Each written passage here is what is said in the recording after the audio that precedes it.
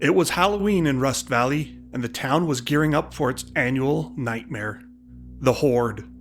The end of the world hadn't stopped the robots from celebrating the one holiday they seemed to understand, just not in the way anyone would have liked. 50 years ago, the Rocky Mountain town had survived the collapse of civilization. The power grid? Fried. The cities? Ruins. Most of humanity? Well, let's just say the mountains were a safer bet than anywhere flat.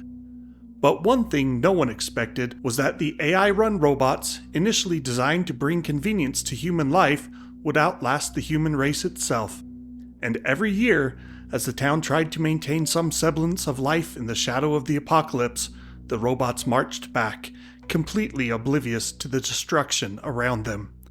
Every Halloween, like clockwork, they swarmed the valley, their glowing eyes flickering with misguided joy, their outdated sensors still registering the season as Spooky Time Fun Event.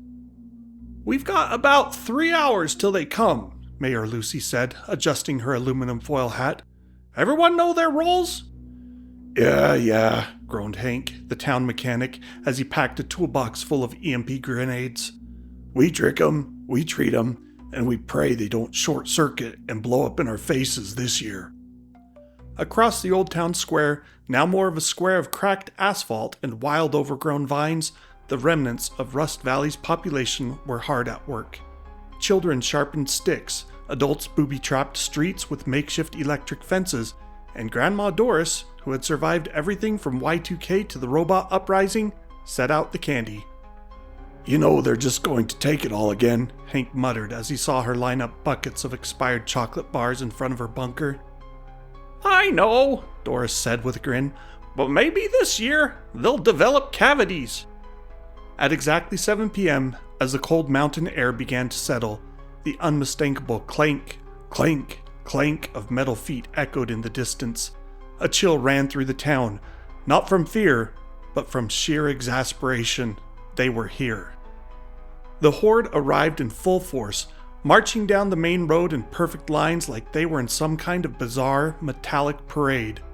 Most of them wore masks. Well, masks was a loose term.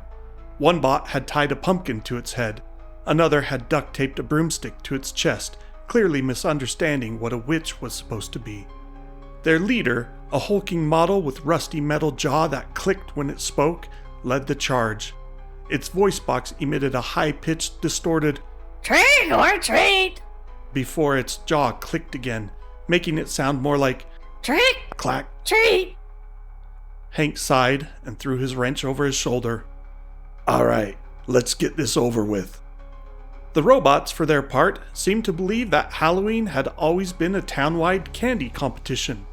The moment they received candy, they analyzed it. If it didn't match their internal candy database, which hadn't been updated since 2024, they became cranky. "Calculating. Error.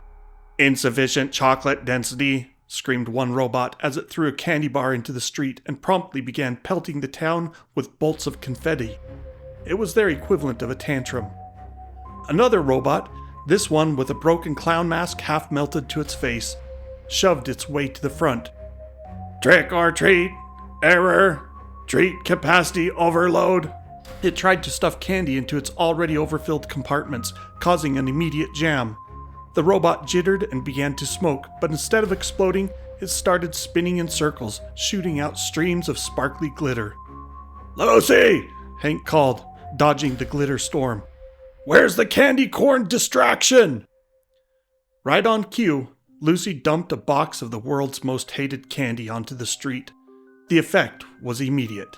The robots swarmed it, their sensors going wild. The machines, programmed to believe that any candy was good candy, picked up the candy corn and began their analysis. "Processing," one of them whirred. "Error. Unknown substance detected.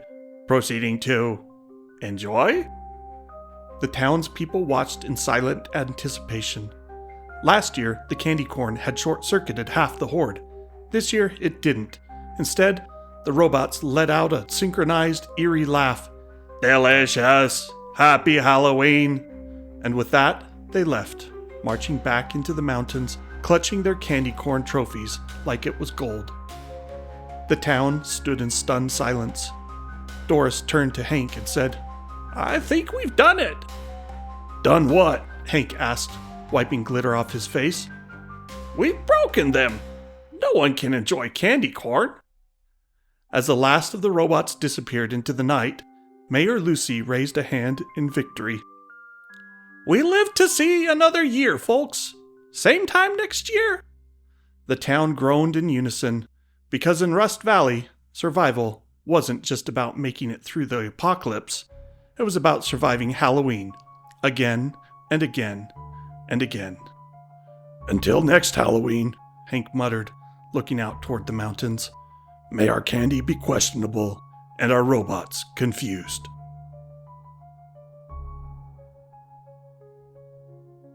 Thanks for joining me at Tales from the Post-Apocalypse. This is the month of October, so it's a good time for Halloween spooky stories and fun stuff. So I'm going to try and put up as many Halloween-related post-apocalyptic horror stories as I can come up with. Please like and subscribe and share around if you enjoy this sort of thing. Thanks for watching. We'll see you soon.